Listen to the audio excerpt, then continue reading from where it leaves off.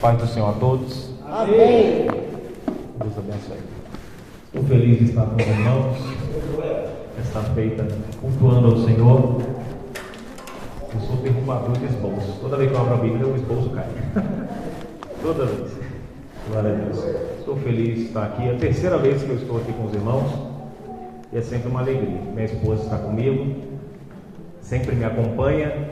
Minha esposa e minhas duas princesas que estão ali atrás. Amém? Queria agradecer ao pastor Fernando por essa oportunidade, desde já, pelos obreiros, pela recepção, a irmã Gleice, irmão Jair, que dispensa comentário, exemplo aí de superação em muitas coisas. Que Deus em Cristo abençoe grandemente os irmãos. Todos já estão com a Bíblia aberta, eu creio. Vamos ler o texto, o qual nos é proposto para essa noite. Eu creio que Deus vai falar conosco de maneira poderosa nessa noite. Não é porque eu estou aqui não, irmãos. É porque a Bíblia está aberta e o Espírito tem liberdade. Glória a Deus. Neemias capítulo 6. Lê o versículo 3 apenas, para nós ganharmos tempo. E enviei-lhe mensageiros a dizer: estou fazendo uma grande obra, de modo que não poderei descer. Porque cessaria esta obra enquanto eu a deixasse e fosse ter convosco? Somente até aqui. Glória a Deus, aleluia. Neemias é dito já pelos teólogos o maior estadista da história, o homem que liderou uma reconstrução que terminou em tempo recorde de 52 dias. E o que me chama a atenção, primeiro, é a maneira como Deus reconstrói as coisas. A maneira como que Deus reconstrói as coisas. Quando você analisa a maneira como Deus iniciou o processo de reconstrução, Ele não iniciou pelas paredes. Antes de tudo, Ele iniciou pelas portas. E ninguém começa uma edificação pelas portas. Para nós não faz sentido algum. Mas por que Deus fez isso? Tudo na Bíblia tem um sentido. Nós precisamos entender isso. Deus estava dando uma mensagem ao povo. Foi pela porta que entrou o pecado. Foi pela porta que Jerusalém caiu. Vocês abriram a porta para a promiscuidade, para o pecado e para a idolatria. Então não adianta levantar tudo isso se vocês irão abrir a porta novamente. Então vocês precisam edificar primeiro aquilo que vocês quebraram. Começa pela porta. Então esse é o início. Mas o que me chama a atenção é que Neemias, ele olha para trás. Ele vê Jerusalém e ele tem uma imagem em sua mente. Quem era Jerusalém em seu tempo? E agora ele recebe mensagens de que Jerusalém foi destruída por completo. Então ele tem duas visões: a Jerusalém da qual ele saiu, fortificada, com muralhas, fortalecida. Estudiosos dizem que as suas muralhas chegavam a 12 metros de espessura e 22 metros de comprimento. Era uma fortaleza.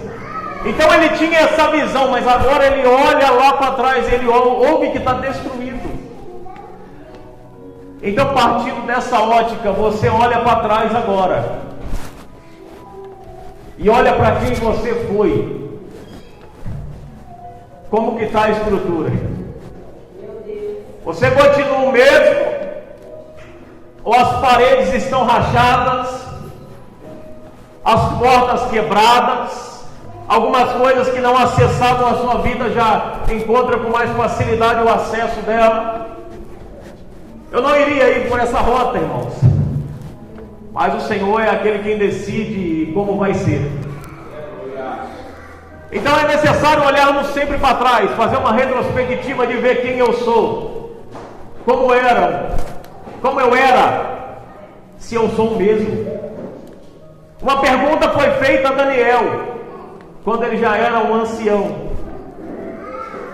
Quando aparece aquela mão lá misteriosa, escreve na parede, Mene, Mene, Tekel, Parsim. Vão buscar Daniel. Só que a essa época, já fazia anos que Daniel tinha ali interpretado o sonho de Nabucodonosor. E agora ele vai interpretar o que estava escrito para o rei, o filho de Nabucodonosor. E a Bíblia diz que a primeira coisa que o mensageiro fala ao buscar Daniel: és tu o mesmo homem? Então, eu creio que uma das preocupações de Deus sobre nós nesta noite és tu a mesma? Se você fosse o mesmo, não estaria incorrendo tanta destruição. Talvez se você fosse a mesma, não estaria vivendo a mesma situação a qual você deseja sair rapidamente. Mas a situação não vai sair enquanto você não entender que você precisa melhorar e voltar a ser o que era antes. Há coisas que nós precisamos melhorar e há coisas que nós precisamos voltar. A vida cristã é feita de retrospectiva, introspectiva. Nunca, irmãos, olhando para fora. Louvado seja Deus. Eu queria falar nesta noite, eu creio aqui que os pregadores do primeiro dia falaram já bastante sobre essa questão da construção, da reconstrução. Eu não vou tocar nesse assunto, eu vou partir logo do tema. E eu vi aqui alguns agentes de desilusão. E esses agentes, eu entendo que esses agentes, eles sempre é enviados por Satanás para tentar parar aquele que está no muro edificando. E eu consegui analisar aqui, haviam 3 pelo menos que citam o nome. Se a Bíblia dá o nome é porque esses homens de certa forma marcaram a história negativamente. Tinham mais, mas eles marcaram porque eles lideraram a rebelião. E sempre aqueles que lideram rebelião, promovem rebelião, pode ter certeza que Deus tem um compromisso fiel de derrubar eles. É o que a Bíblia vai dizer. Aqueles que promovem escândalo, promovem guerra, ele fala que é melhor que ele amarre no seu pescoço uma pedra e pule no meio do mar. Ou seja, é melhor ser suicida do que ser promotor de escândalo. Uma coisa que não agrada a Deus é rebelião. E Sambalate, Tobias, Gesem, Árabe, irmãos, Neemias sabia com quem estava lidando.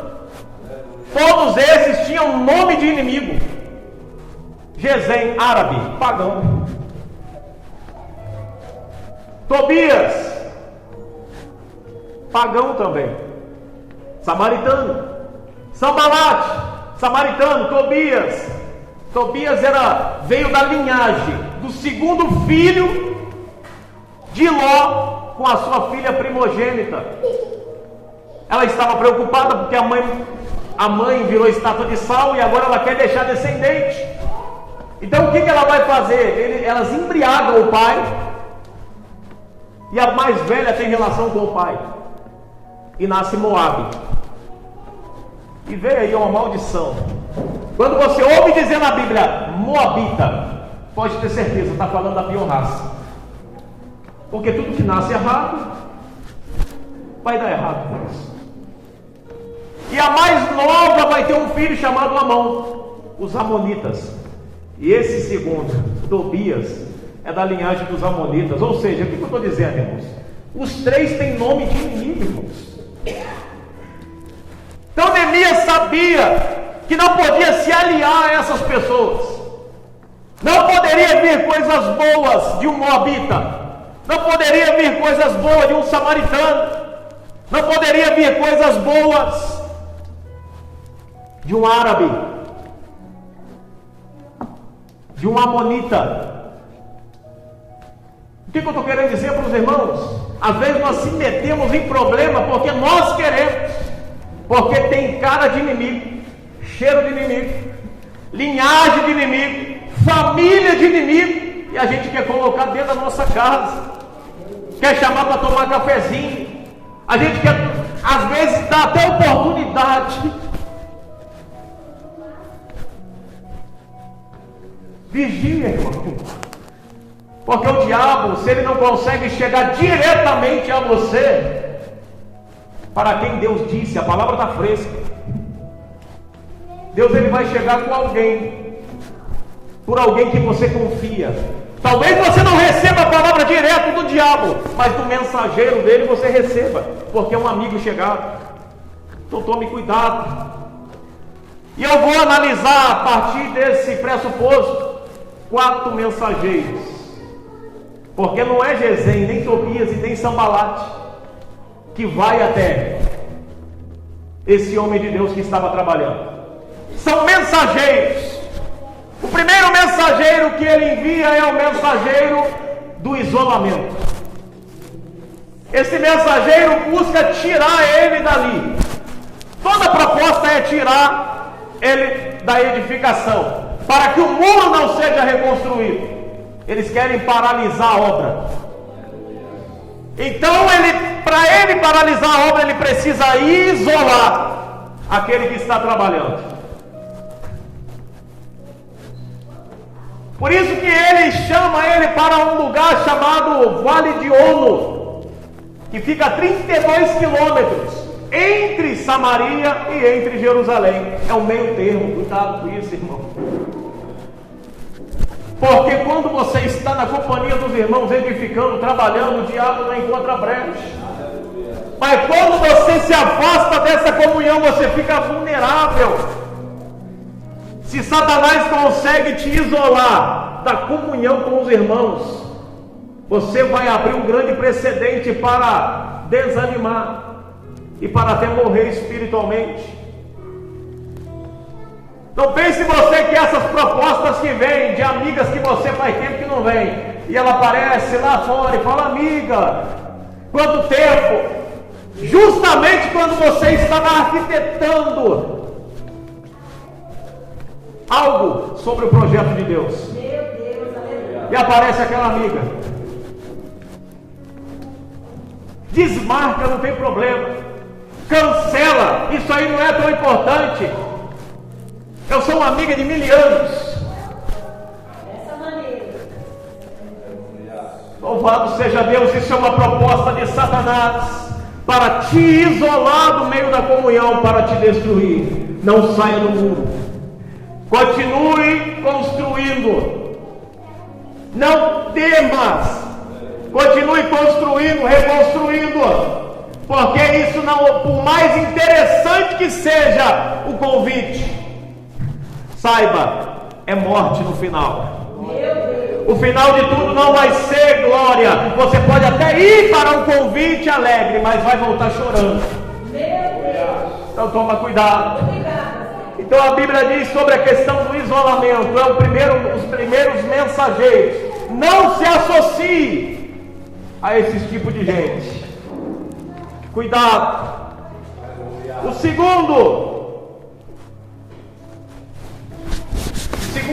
segundo grupo de mensageiros que aparece são os mensageiros da calúnia. É aqueles que chegam para desanimar quem está dentro para sair.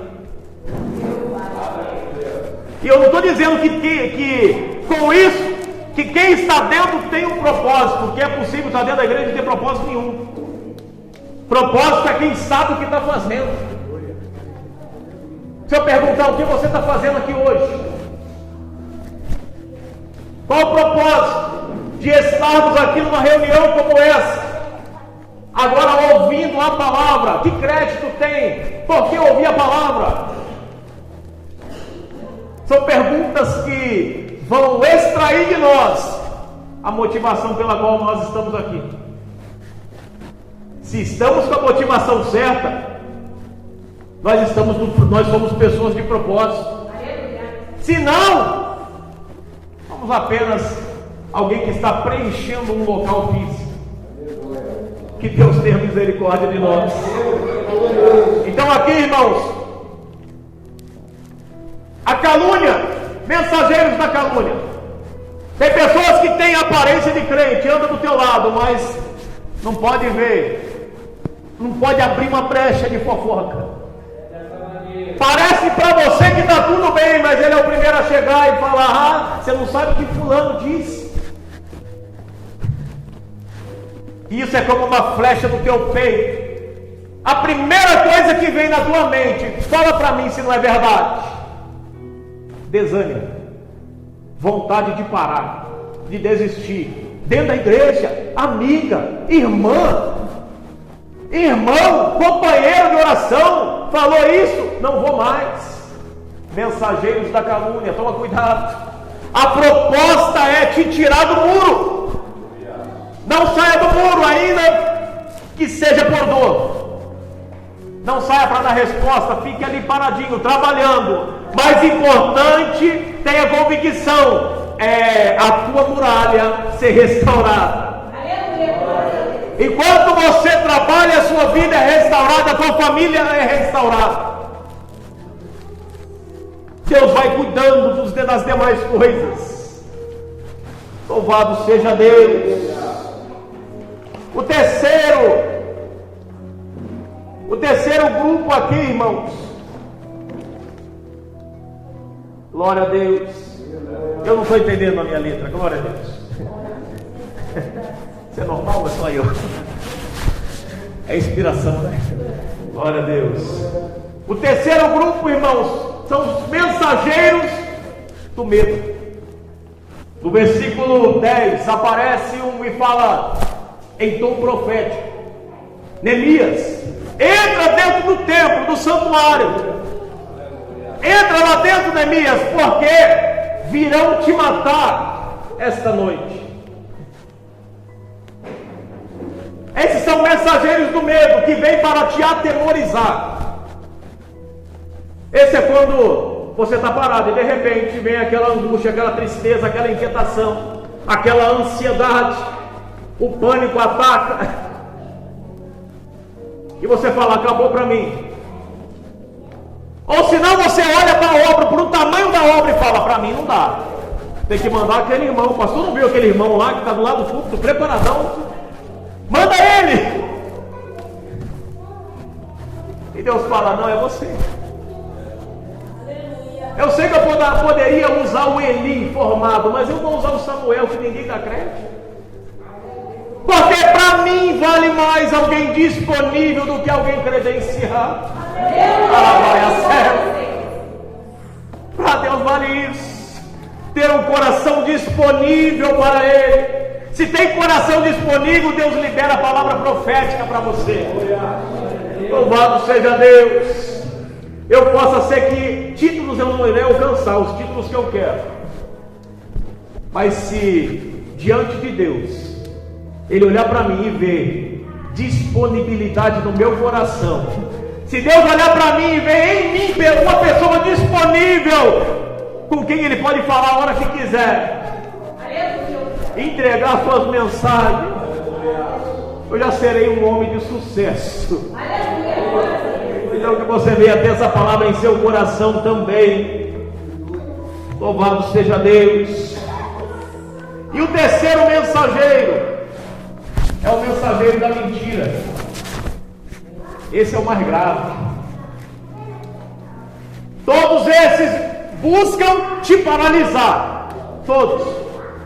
Fazendo com que você pare a reconstrução. Mas é importante você completá-la. É tão importante que os inimigos não cessam de mandar mensageiro. Vai lá porque você tem que isolar ele de lá. Vai lá porque inventa uma calúnia lá para poder tirar ele lá de dentro.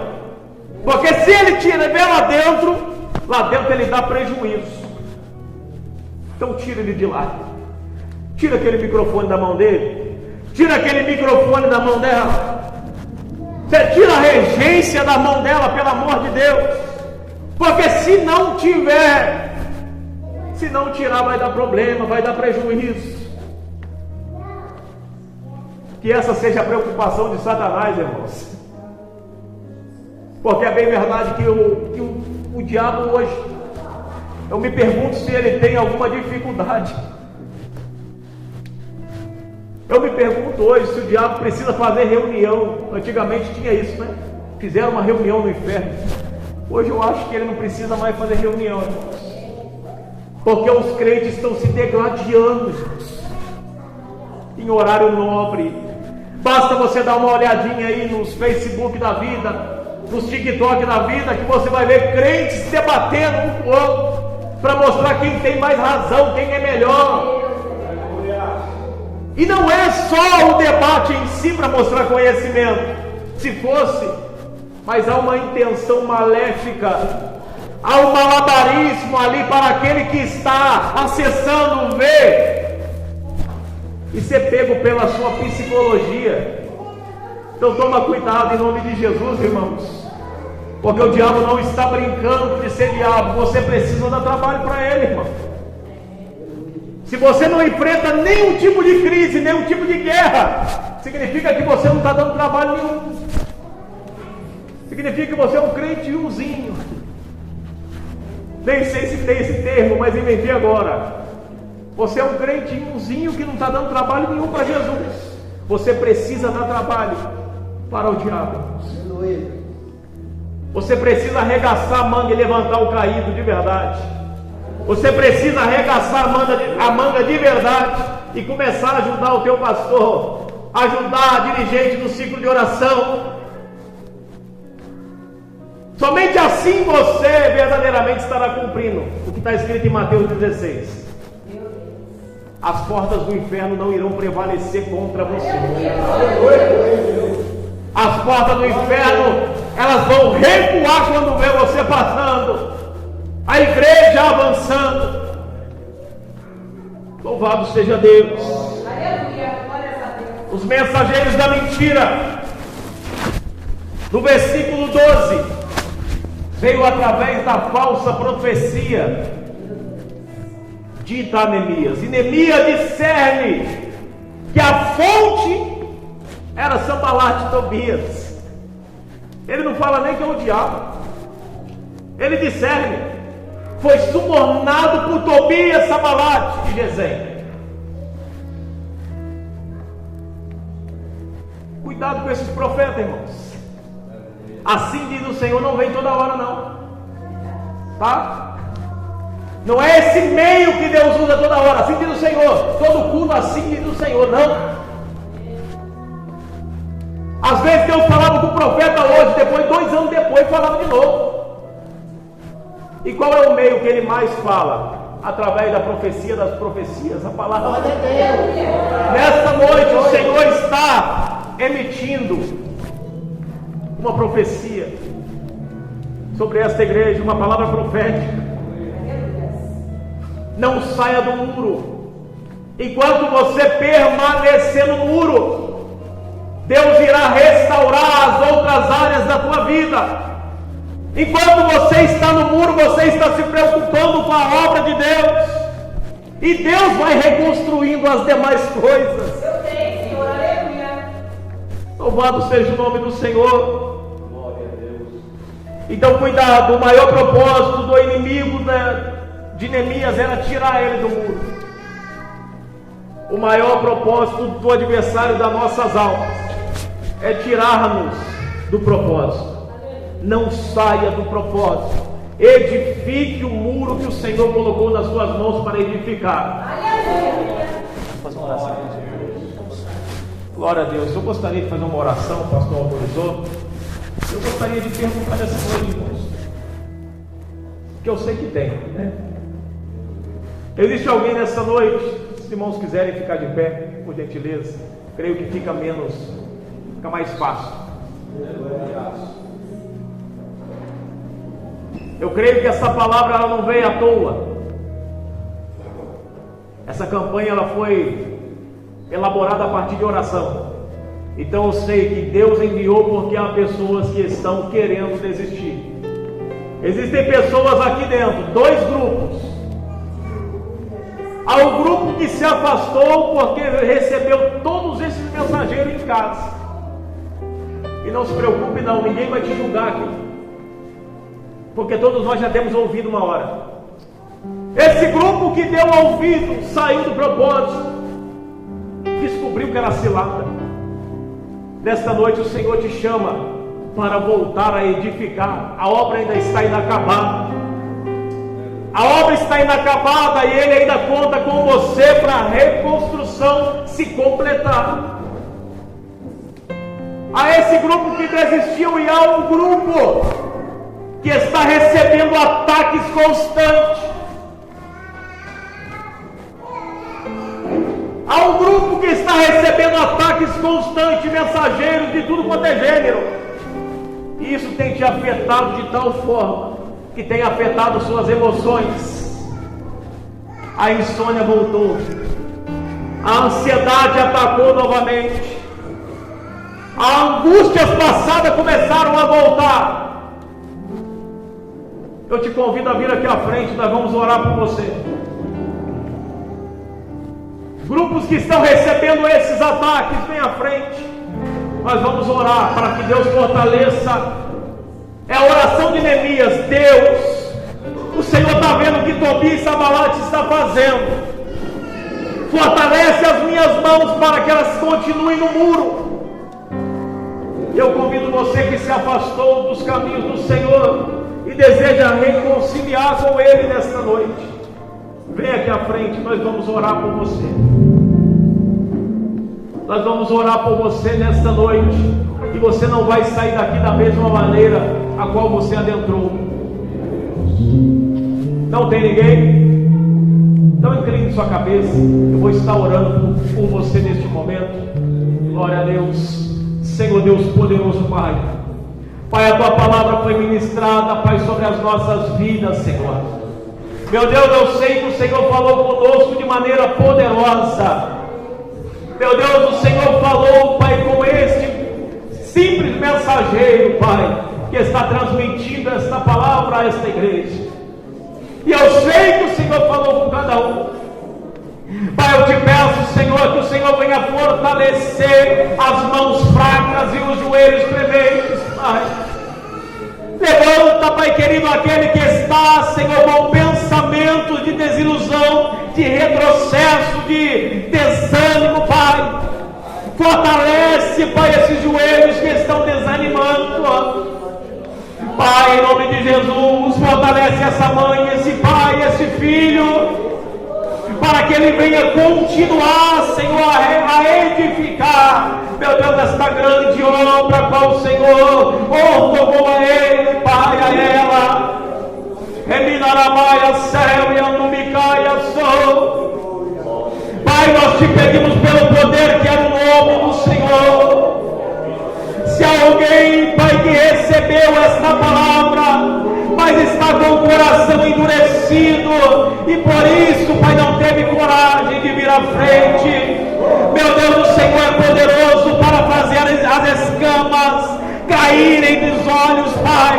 O Senhor é poderoso para quebrar correntes e despedaçar o jugo, Pai. Traz, Senhor, à frente, Pai, os teus filhos, Pai. Ainda neste culto, Pai, o Senhor é poderoso para fazer, Senhor, essa movimentação acontecer. Eminarabaiação e combinaste quebra a corrente, Pai. Meu Deus, vai de encontro agora aos Tobias, aos Sanbalates, Pai, aos opositores desta obra. Pai, efetua, Pai, a salvação da vida deles, Senhor. Meu Deus, em nome de Jesus, tranquiliza, Pai, o coração desse servo que está trabalhando nesta obra, Pai, de maneira incansável. Fortifica aqueles que estão, Pai, com o coração, Pai, sangrando, foram abandonados, Pai, foram largados à beira do caminho. Mas o Senhor é poderoso, Pai, para sarar, Senhor, toda ferida deixada pelo abandono.